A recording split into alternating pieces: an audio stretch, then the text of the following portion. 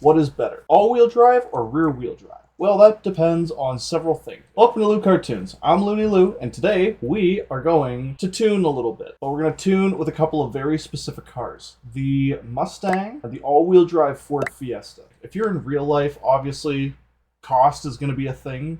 And money and availability of not only parts, but vehicles. And all-wheel drive vehicles can be very expensive sometimes to just upkeep and high maintenance, and it can be a headache. All-wheel drive systems are just generally known to not be the most reliable in comparison to a front-wheel drive or rear-wheel drive. I'm going to drive the Mustang, and I'm also going to drive an all-wheel drive Fiesta, and I'm just going to give my unfiltered thoughts about how each one handles. When it comes to racing a rear-wheel drive machine in a rally setting, it can get, or any setting really, it can get really sketch. Because if you go to tuning and you go to differential, you only have one diff and it's at the rear, as we know. If you get a flat tire on your rear end and your diff is open, you are completely and utterly boned. You won't be able to get any momentum or move at all, and you're gonna have to swap it. And if you don't have a spare tire, then like you're just pooched on the side of the road. So whenever I drive a rear wheel drive, I like to lock it as much as possible. If I'm on tarmac, I'll loosen it up a little bit, but still, all the way locked on this thing is only 36%, which is honestly not bad.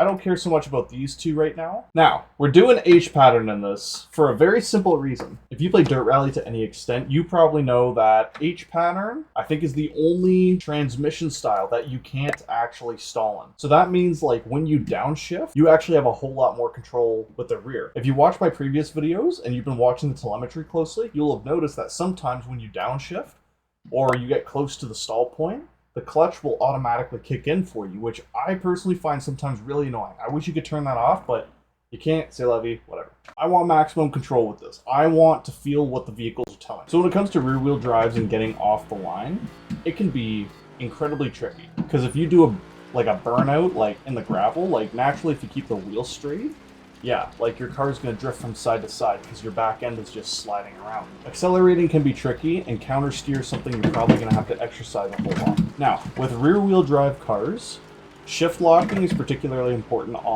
in a rally set. Because while accelerating, you kind of have to constantly counter steer. But watch this. While slowing down, shift locking is basically just downshifting without rev matching, which is very simple and practical. But here's the thing, sometimes the e-brake is too much, and it takes a lot of brain power to push in the clutch, pull the e-brake, and then get the back end to swing. But sometimes, let's see if I can do it here. If you lift, turn, brake, and downshift immediately afterwards, you can actually get the rear wheels to lock up for a moment, because the engine is rotating slower than the wheels are. Let's see if we can do it here. See, that was like the equivalent to pulling the e-brake, because if I do that again here, but this time clutch in, it still slides, but you can see that the back end didn't want to come around quite as easily. And with these super powerful cars, like this particular V8, when it comes to gassing it out of turns, if you just mash the throttle, you're going to spin out. So you have to be careful about it. So rear-wheel drives are awesome for teaching you like throttle control, which is an essential skill in driving, if I'm being honest. Ayrton Senna does this thing, or did this thing, I guess, where going through a turn, he would mash the throttle 3 times, or a triple stab, to get the car to rotate.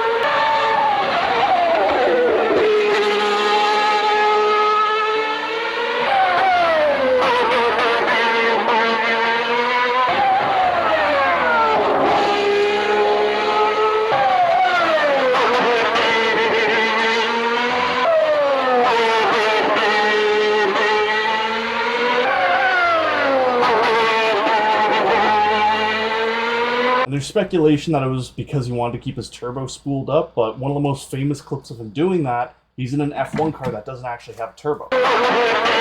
So I've tried dicking around with that in this game, and what I've discovered is that doing that helps get the back end turned around, but it also, that was horrible.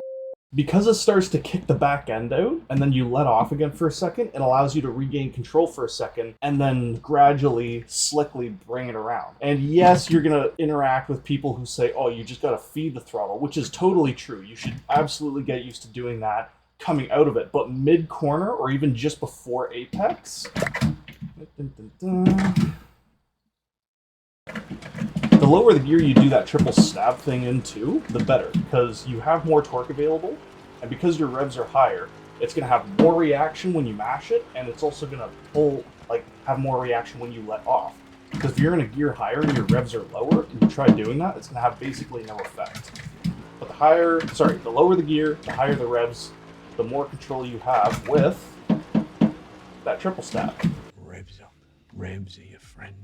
Which is something that is kind of essential to learn. And again, being in a rear-wheel drive car, it teaches you throttle control. When it comes to all-wheel drive, more often than not, these are actually very hard to upkeep. They're also typically a little bit more expensive. An all-wheel drive Fiesta, for example, like, this is not a natural thing. This is not from the fact you gotta have people like custom fabricate these things, like M Sport or Start or whatever. Like, there's no end of places that'll do it, but it's gonna cost you.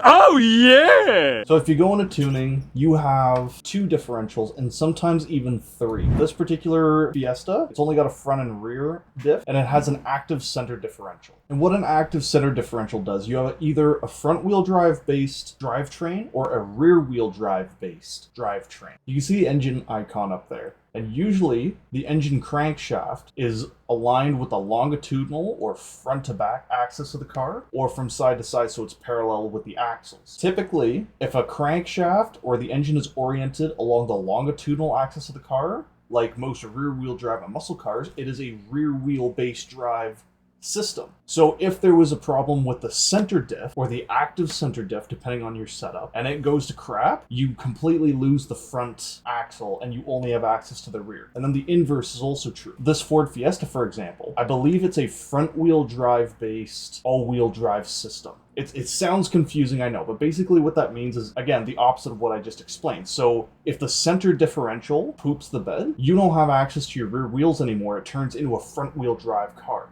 And Subarus, quite often you can install an extra little switch where you can actually select front-wheel drive only. Older Subarus, like the 2007 version, I know for sure in automatics you can install a switch where you turn on and off the center differential, which means you can turn on front-wheel drive mode or all-wheel drive mode. You cannot go into rear-wheel drive only. I know that's a lot of verbiage, and if it doesn't make sense, come back in a couple of weeks or a few years or whatever. It'll probably make sense then, okay? All this to say that if you get a flat tire, you still have 3 others working for you. It's not like a rear-wheel drive or front-wheel drive system where if you have a flat tire, you're pretty well screwed because you only got one of the other wheels trying to do the work for you. Launching's pretty easy with this. You don't have to worry about understeering so much or oversteering. Like, if you gas it, it will go in a straight line for the most part because you have all 4 wheels working for you. Sometimes in certain drivetrains that are all-wheel drive, you can actually bias and tweak the setup so that it's more front-wheel drive or more rear-wheel drive. When it comes to taking corners, you can do that throttle blip thing again, but you don't, it's not as important. Like, watch this. Here I am kind of slow. If I just gas it out, the car will just understeer throughout the entire corner. But, that being said, if I, like, send it into this corner and slide through it, I can achieve neutral steer fairly well. With all-wheel drive, yes, you have a hell of a lot more control. That being said, the first car you ever take to your rallycross event, unless it's a Subi, it's probably not going to be all-wheel drive. The whole point of low-end, like low-budget rallycross events is to get people into rallying. So, yes, you're going to see Subarus there, but quite often you'll see people with other cars that are only front-wheel drive or rear-wheel drive, and there's nothing wrong with that. Man, I don't understand how people talk and drive at the same time. This is very taxing on the brain. So you can see right here, it's a lot easier to just put my foot on the floor and gas it throughout this turn because I have all 4 wheels working for me. I don't have to worry about spinning the car. And even downshifting here, yeah, you can see that I was able to slow a lot faster, not only because this car is lighter than the Mustang, but also, you know, because whenever I did that shift lock thing, all 4 wheels were slowing down at the same time, and not just the rear 2, if that makes sense. See, right there you can see how the car was kind of understeering. Like with these, you gotta send it into the corners in order to get the car to properly go sideways, which will often involve a lot of countersteer. So you're more or less all-wheel drive drifting, if that makes sense. It's very simple. Like, much like the Mustang, you gotta, like, send it sideways. But you can't just gas it to make that happen. Quite often, like, sometimes that is the case if you're going downhill, like right there, if I turn and gassed it. All things considered, all-wheel drive machines are just easier to drive. So if you're just playing to have fun, this is probably the way to go, especially if you're like a hardcore rally guy. But in full honesty, like, if you're trying to actually get good and, like, improve as a driver and learn the basics and the fundamentals and all that nonsense, you might want to consider driving rear-wheel drive in full on. That's what happened to Colin McRae. Legend has it, his first rally, he didn't actually tell his parents about it. He was super young when he did it. I think he was like 17 or something. And he was in a Mini Cooper. That thing was front-wheel drive with a 4-speed tranny. It didn't go, I don't think it went over 100 kilometers per hour, to be honest. Yeah, McRae's first like car that he like properly learned descended in was a rear-wheel drive machine. Same thing with Callie Ralph-Impera. I'm probably saying his name wrong, and I'm sorry, bro. But that dude is a legend, and he is a very, very talented driver. And guess what? He started in a rear-wheel drive as well. The old lightweight rear-wheel drives, like a Mark II Escort, those things are sick. I would love to get my hands on one of those. I do firmly believe you should eventually work your way up to this kind of drivetrain and learn how to full send it into use, because it is an entirely different skill set. And that's another thing. Don't let people fool you when they say, oh, you know, if you could drive those slow, super technical sections, then you can drive the super fast ones. No, I am telling you from experience, I used to only focus on the slow and technical bits. And the first couple times I ever tried, in this particular game actually, the first times I ever tried Finland and Poland, I was sent for a loop. Car handling is drastically different at high speeds than it is at low speeds. And quite often, rear-wheel drive cars have a much, much greater top speed than an all-wheel drive machine. There's just less components, and you can focus more on speed. But with an all-wheel drive, it's meant to be, I guess, more agile than it is fast. Not to mention, it's also inherently heavier because there's more mechanical components. So overall, if you're new to the world of rally, you might want to consider learning rear-wheel drive before getting to an all-wheel drive machine. Now, I'm not telling you to go out and buy a Mustang. That is not at all what I'm saying. If you have, like, even an automatic Subaru, and you want to take that to rallycross events, be my guest. I actually strongly encourage you to. Now, depending where you are in the world and what you have available at the time, you'll have better luck finding a rear-wheel drive machine in an H pattern than an all-wheel drive machine in an H pattern. Unless you're looking at WRXs or STIs, those are conventionally, I guess, 5 or 6 speeds, depending on which one you get. But there's also a lot of them in automatics, and I guess the same goes for Mustangs. Point being, if you can learn to drive in an H pattern versus an automatic, yes, you should. Now I'm going to show you one other thing.